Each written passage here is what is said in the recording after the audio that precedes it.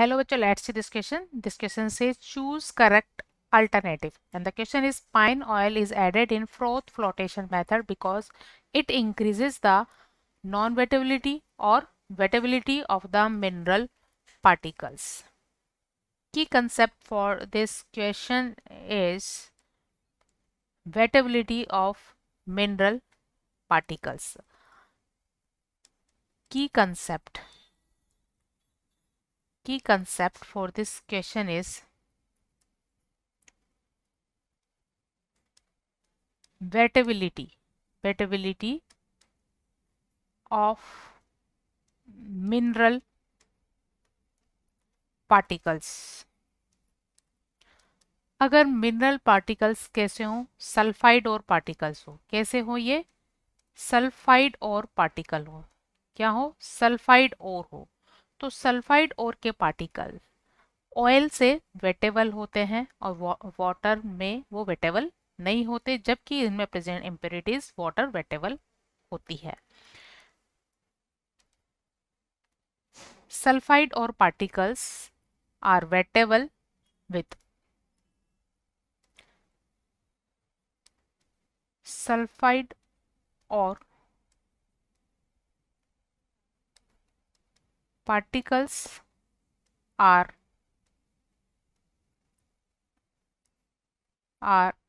wettable with oil. Oil के साथ wettable होते हैं, while impurity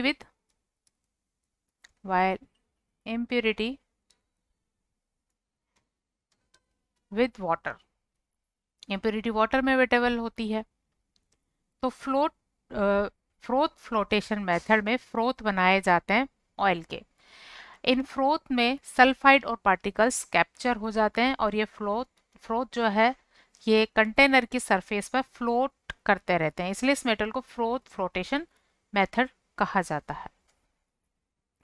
सो यहाँ फ्रोथ बनाए जाते हैं किसके, ऑयल के. ऑयल और पाइन ऑयल ले सकते हैं, कैस्टर ऑयल ले सकते हैं. तो यहाँ पाइन ऑयल के क्या बन जाते हैं, पाइन ऑयल के बन जाते हैं froth. And this froth capture sulphide ore particles because these are wettable with oil. Sulphide ore particles इसमें क्या हो जाते हैं, कैप्चर हो जाते हैं.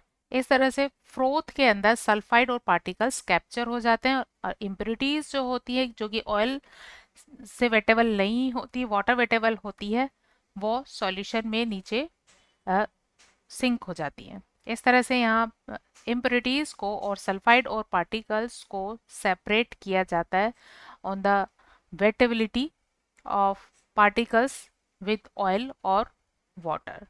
So right alternative for this is pine oil is added in froth flotation due to wettability of minerals particles. Hope you understood it well. Best of luck.